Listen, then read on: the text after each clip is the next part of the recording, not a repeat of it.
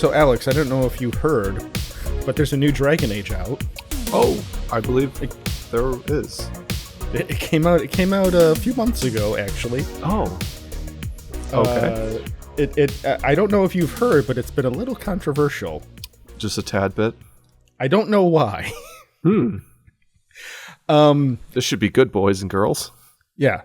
But it turns out, despite some kind of conflicting reports on if it was a successful game or not, it turns out it was not a successful game. Oh. In fact, it was a very unsuccessful game. It sounds like a modern Star Wars film. Or a Marvel movie. Or Star Trek. Are we seeing a pattern? Or anything that you enjoyed when you were younger. Yes. Is all terrible. Like video games. Sports ball.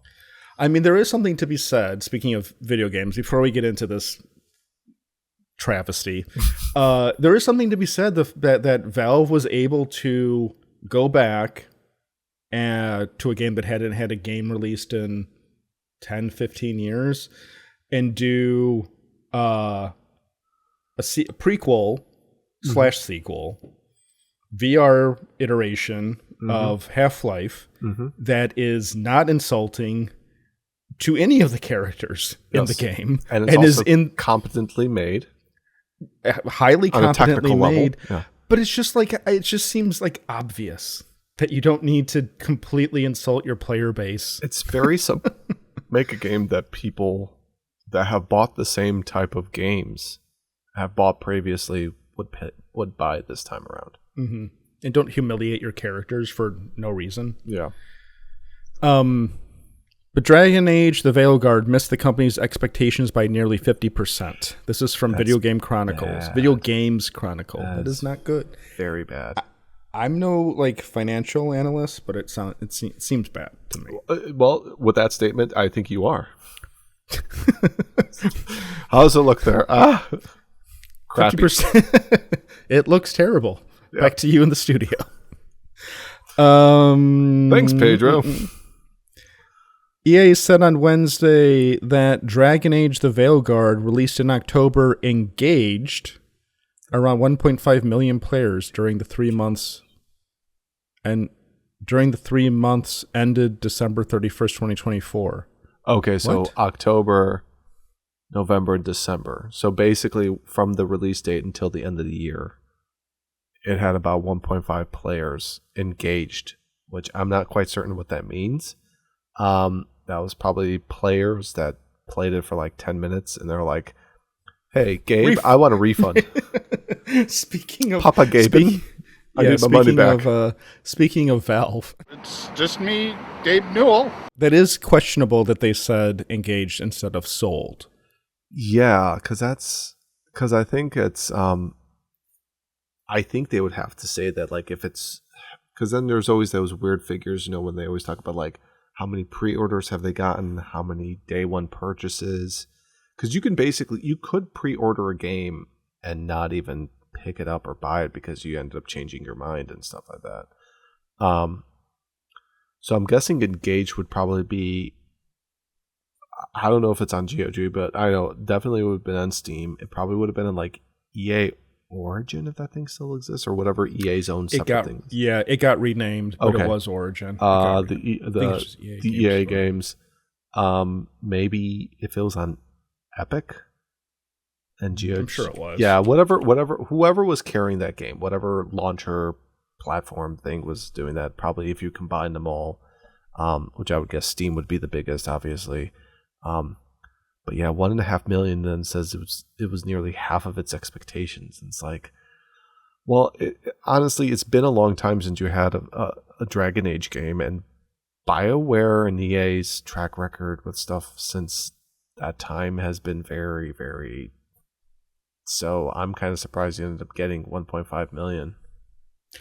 Well, it's funny because they were expecting 3 million, let's say, and Andromeda, the Mass Effect game, had I think 2.5 million in the first 2 to 3 months. Okay, that it came out. So it did, which was also considered a failure.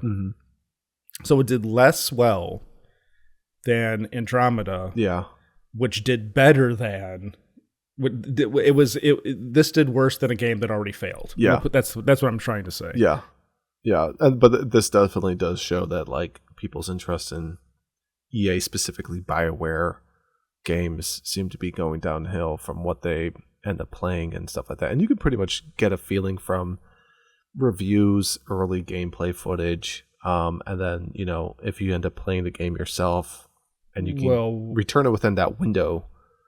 Yeah, but reviews of Veilguard were overwhelmingly positive. So were Concord's. Were they? Oh, yeah, right, they were. So was Starfield's.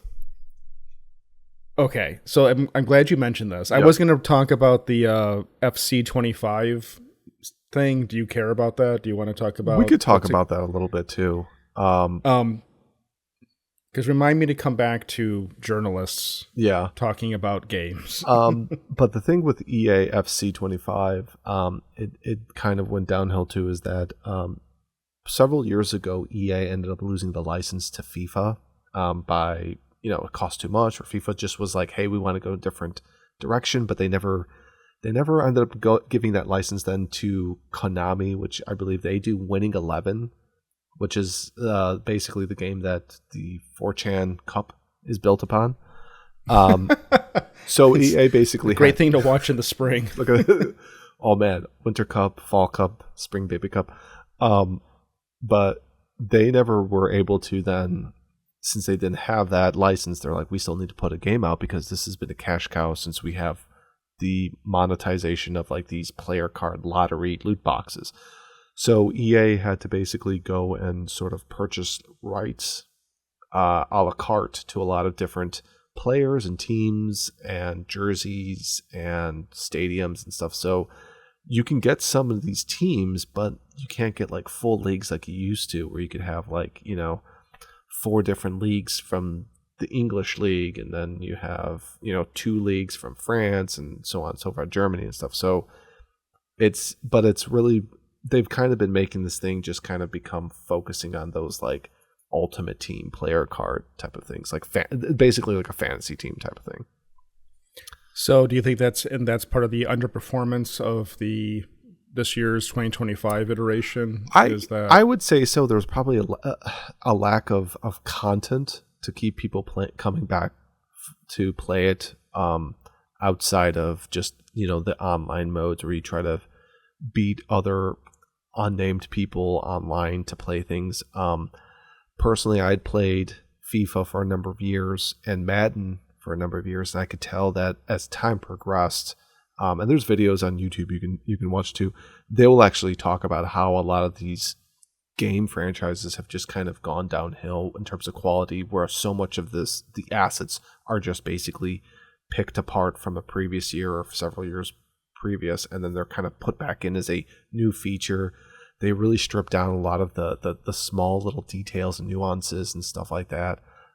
You go back, one of my favorite Madden games was Madden 2005, and you go and watch what you could do in that game compared to now, and it's complete night and day in terms of what you can do. EA, like the FIFA games from EA, people liked it because it was like the full official football experience, like soccer experience and stuff with the stadiums and the chants, and you had this music and the player likenesses and all that stuff. And yeah, it just became a cash cow. EA got too big into loot boxes, which they were also the guys that were busted for that by the U due to the new Star Wars Battlefront games and stuff. So it was kind of a writing on the wall sort of thing, and people just, they vote with their wallets at this point for that. So it's funny you mentioned the critic reviews being positive for Dragon Age, and we were talking about Concord. Although it's funny, I feel like it's a little revisionist going on with Concord, because Concord's reviews, I mean, I don't really know these positive. Gaming Nexus, I don't know. But it's kind of funny because you get down, so these are all like mixed reviews. Game Rant, I've heard of Game Rant. So IGN. there's our everyone's favorite IGN. But when you read the review, not the most innovative, but with such fantastic competitive gameplay, 16 compelling characters to master, and 12 well-designed maps. It's got the makings of something that could go the distance in the months and years to come. And that's a 70? That's a very positive sounding review. It's a very positive mixed review. I feel like they had an intern go in, fudge the score number, but never go and edit out the actual verbiage of that review. But then there's all these other ones that are giving it 80, 85, 83. And I'm like, I've never heard of these. So that's Concord. What was Dragon Age, Veilguard, 82 average. I mean, at least Concord had a 62 average, even ooh. See, those are the people I believe, the users. Well, see, the users review, I don't believe them either. That's just brigading. If we had a way of, I don't know, verifying people's names and seeing if they're faces, not bots, if they're real. But what I'm more looking at is that these critic scores that are very positive. 100. Well, what is... okay, there we go. Anyway, so what I'm getting at is that, so you've got two games that had very encouraging reviews in the early days, and then the games were disasters, and you said Starfield was the same way. I just saw this article come by when I was looking for the stuff about Dragon Age, and I just laughed. I laughed out loud because this is a game that is already embroiled in controversy, and everything I see about it now reads like Damage Control. From our favorite publication, Vice. They're still... All right, everybody, even the guys in the back, let's all say it together. Let's all say it together. 1, 2, 3. Vice is still around. They're still in business. I think they got sold to the Chinese. I thought the Hulkster himself gave the big old leg drop in court and took him out the pasture behind the woodshed. That was Alex. That was Gawker. That wasn't Vice. You know what? He needs a second run. He needs a retirement match. Do it, Vince. Do it. So the headline is, I played Assassin's Creed Shadows because I wanted Ubisoft to make me care about the franchise again, and it shattered my expectations. Hands-on preview. Shattered good or shattered bad? Shattered good. Come on. It's a much better than I had given it credit. There you go, just to confirm for you. Now, who knows? This game may yet be a fantastic game and people will love it. But I will just say that it is in the long line, the recent line of games that everyone kind of looked at and said, that looks terrible. That looks terrible for these reasons. And then publications said, bad boy points, wrong think, get in line, where's your license? Where's your thought license? It seems to be it's following a trend of this stuff, and I am open to being completely wrong. But if I'm right, I'm using this clip of me talking right now in a future episode. And if I'm wrong, I'll never acknowledge it again, so no one will even remember.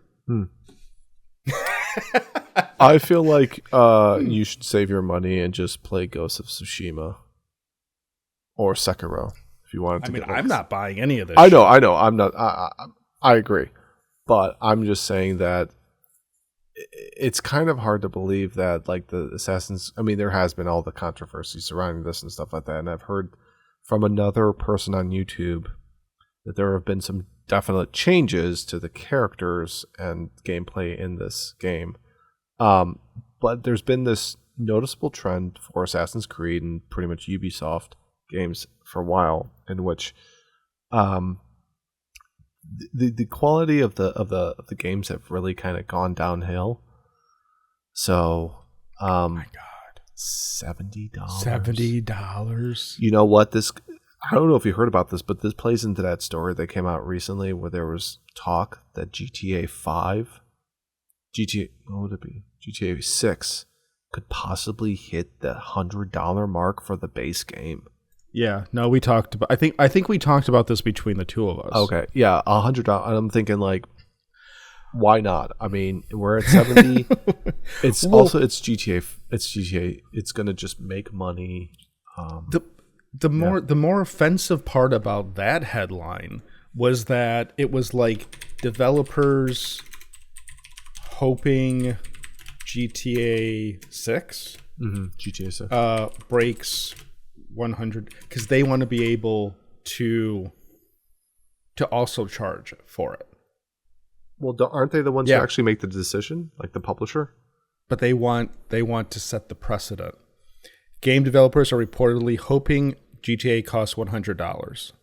Ad loading. We don't watch ads here. Well, I mean, actually Ubisoft, since they're here, with Skull and Bones, they were the ones who coined the whole quadruple A gaming experience. So with their pirate game. Yeah. What a piece of garbage that was. Just by AC4, guys. Here. Game makers are hoping GTA 6 will be priced at $80 to $100, breaking the $70 barrier and helping $50 titles move up to $60, $60 to $70, $70 to $80, etc. So here's the problem with this. On one hand, I totally get it because we were at the $60 price point for like 10 or 15 years. Like that's $60 started around the 360 era, I believe. Yeah, somewhere around that, yeah. Because I remember people bitching about it being $60. And don't get me wrong, I don't pay, but I wouldn't want to pay $60 for a video game, $70 for a video game. I won't pay $70 for a video game now. But I do understand that inflation is real because everything else is going up the problem is no one's getting raises. No one's making more money, but the cost of making things is going up. So of course, eventually it's going to be over $70. Yeah. Yeah. So I don't know. The situation is just fucked. There is no. I don't think that these developers are wrong for being like, can we please make these cost more money because we're paying $300 million to make these games now. Right. Also, then the kind of if you're making a game that costs that much money, you're expecting a lot of that game, which then gives credence to the RTX 5090 that's supposed to be the the Rolls Royce of the new crop of graphics cards to be able to run something like this. And when you see all the pretty stuff, you need to have the biggest, most expensive, prettiest thing to run it. But I just saw that the 5090, which costs I think $3,000, $2,000, $1,999. Yeah, well, Are you sure? It's not $1,999 for the NVIDIA Founders Edition. But when you're throwing in like all the additional like AIB partners like MSI and Gigabyte, I was looking at an MSI card. Yeah, they're going to be at least like probably 50 to 100 on top of that for the base model. And then when you start adding in all the bells and whistles, I mean, it's like the Asus has got a bunch of like cards already that you're like, yeah, this could be at least like $300 more. Which, if Euclid's watching this in the comments section, can you throw down like your PC's like specs and stuff? Because I've always been fascinated to see with like people who stream and have a gaming channel, like just for me to compare and contrast what I have. It can play Minecraft. But yeah, I'm just always curious to see what your PC specs are. Since you do streaming and stuff like that. Alex is farming for comments from the only person who does comment. Please love us. Thank you. RTX 5090 gets 58.1 frames per second at 4K resolution with ray tracing. Yikes. In Cyberpunk 2077. So there's a game out there that its visuals are just theoretical, apparently. Yeah, it's 5 years old. It is the new Crysis. It's not even a game because I was talking to somebody. I was talking to my friend at work earlier today. I'm like, these games that they use as benchmarks for these cards are not even video games. They're just tech demos. Cyberpunk, Last of Us, Wukong, Alan Wake's another good example. you don't even play these games. You just get on there. You try to see, oh, how pretty can the visuals get at a certain point, and then you turn off the game. It's like it's kind of like, how many frames per second can I get if I'm playing like Team Fortress on this, or League of Legends? I mean, it's probably something. And now that they have frame generation and all that stuff, it's like the MSI baseline 5090. Oh boy, $2,200. Yep. Then we go up to the Trio OC, $2,349. Vanguard SoC, $2,379. Supreme SoC. That's the new line. The Supreme. $2,399. Supreme Liquid SoC, $2,499. Can you take the green peppers off the Supreme? Thanks. Yeah, that's, and to top it off, also a lot of people, if they haven't made the jump to like maybe the 3080, or what did I have, a 3090? But like the higher end, like 4,000 or 3,000 cards. If you're somebody who was like at a 1080 and you're finally like jumping the board and you're like, I just want to get the biggest, best, you're also going to have to buy a brand new power supply if you have it, because this thing, I think the 5090 is at least like 500 TDP but the or thing something. is, crazy. You don't need a 5090. No. The one. What's the one that's a 4090, but it's like $2,000 cheaper? What was it? The 40, the 50, 660? 80, 50? No. There was they had it was $590, and it was one of the 5000 series where they were like, it's a 4090 at $500. A 5070, I think it was. 5070. 5070 or 5070 Ti, yeah. That's what you're supposed to. That's what normal people are supposed to buy. Even on WAN show, they were saying like, if you have a 4080 Super, like, you don't need to do anything. Like, you're fine. Like, if they're the kind of person who future proofs by getting the highest and best, you're losing money every 2 years, and there's not even games that can really take advantage of this stuff, because the games themselves aren't really optimized for a lot of this stuff. So also, if you're like me and you just play Myst over and over again, ooh, comfy. on a 1920 by 1200 monitor, there's no reason to go any higher. I will say the other thing that people are saying was, one of the comments, this is on Reddit, I think this is why EVGA quit. NVIDIA charges close to MSRP for the silicone alone.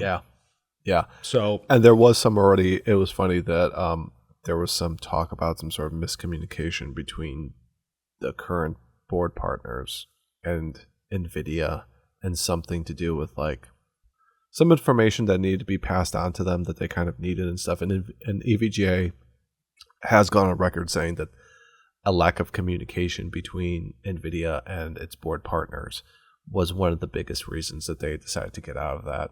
Where I think it had something to do with the 3000 series.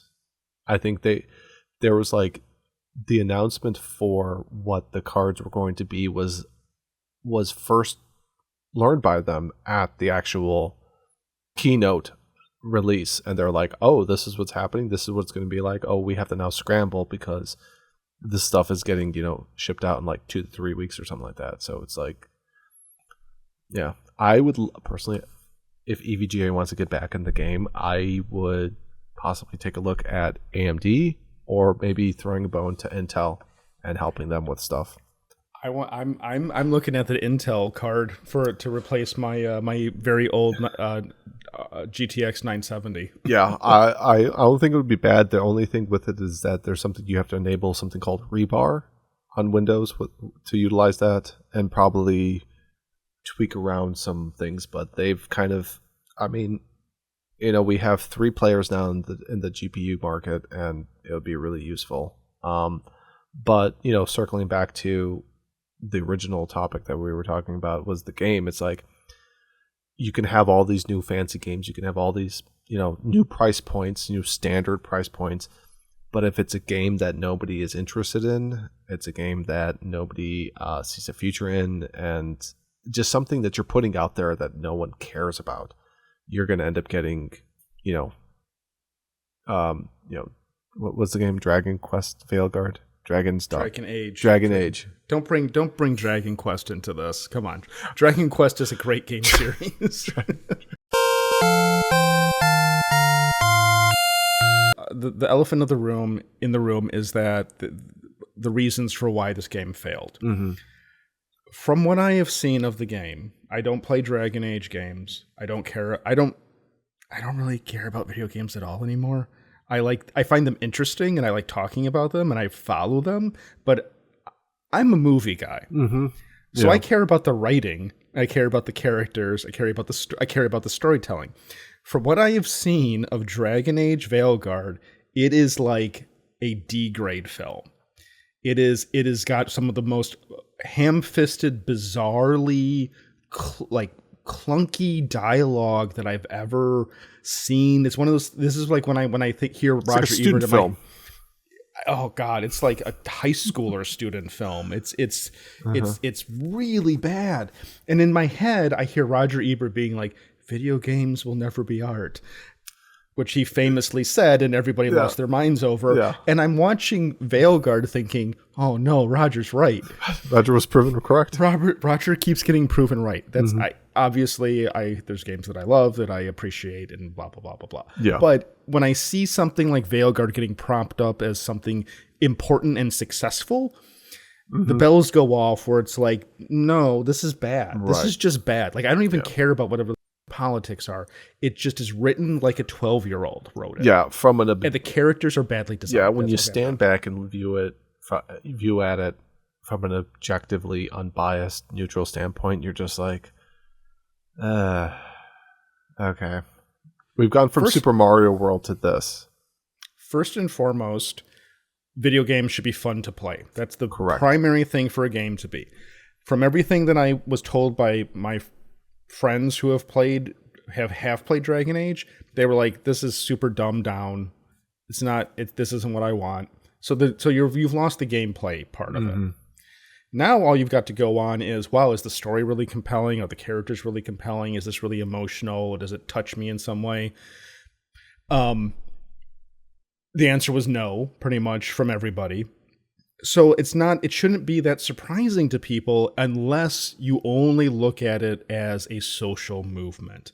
Then it's impervious to the complaints of objective analysis. Yeah, it's criticism free. It's criticism free because it's morally wrong to criticize it at that point. Yes. And your social credit score will go down. Yes. On your Facebook page. Well, if Spain has anything to say about it. Spain, they've been irrelevant since they got whooped by the English. But Alex, so how many pots of gold would you give Dragon Age Veilguard?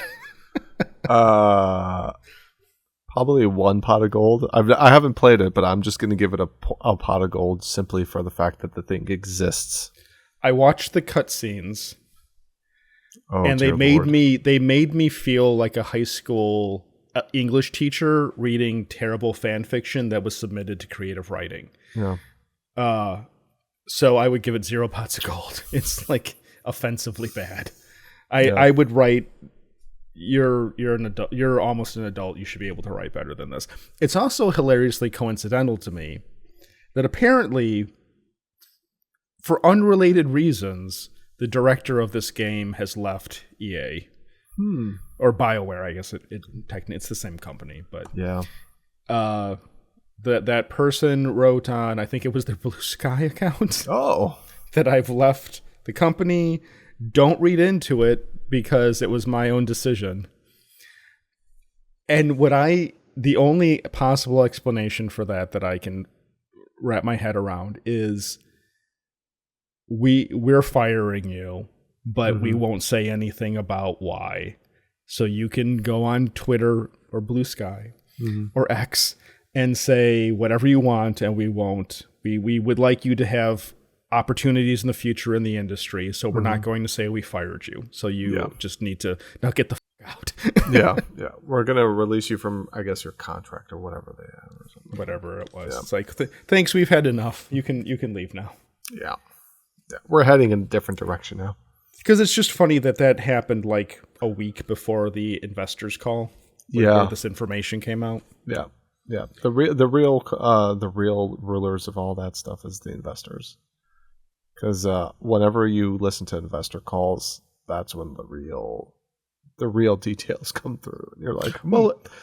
So when there was the whole argument of is this a success or not, the naysayers all said if this was a success, we would know it, because they'd be giving figures and sales stats and being very upfront about what was going on. Right, exactly. Instead, you had conjecture based on Steam database graphs. Concurrent player count and all that, daily player count, and the writing was on the wall. Yeah. The little thing goes up. I mean, it didn't even get that. It was like bottomed out. Just flatlined the whole time through. Can we see how many concurrent players there are right now? Is there like a eulogy going on? Oh, like in World of Warcraft, we should raid the funeral and get kicked out of that server. Yes, SteamDB.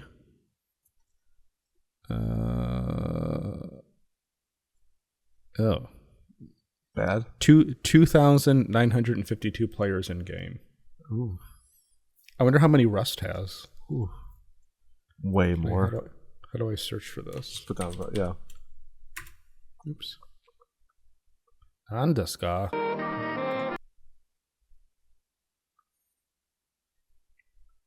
Yeah, it's right there. Rust. Why is it having trouble trying to find Rust? 79,000. Kanbare. Look at this. A game where all you do is run around a loincloth and you chop down trees. I spent my entire Christmas vacation cutting down trees and building bases. I didn't raid anything. I didn't do it. You played with me one night. Yeah. And it's like I would watch YouTube videos of men sailing while I was cutting down trees. That is manly beyond belief. I'm about to sail single-handed across the Atlantic on this 28-foot sailboat. Well, good luck to all of the innocent people caught up in the bullshittery at BioWare. I will remember you. All of the poor devs, and I'm sure there are many, many of them, who Yeah. are like, Mom, Dad, I got my dream job at BioWare. They made KOTOR, and they made the original Dragon Age, and I love BioWare. And then they're like, here's your BioWare. And it's like, oh, no. What's this? I don't want to do that. I got to write what? Not this BioWare. I want that BioWare. Do you think that they like the halls of like greatness at BioWare headquarters, when you walk in, they've got like the big huge posters of like all their like good games? Do you think like Veilguard's going to be there? Or is it going to just be tucked away in like some broom closet behind like a bucket that's used for drippy ceilings? Very conspicuously missing. Mm-hmm.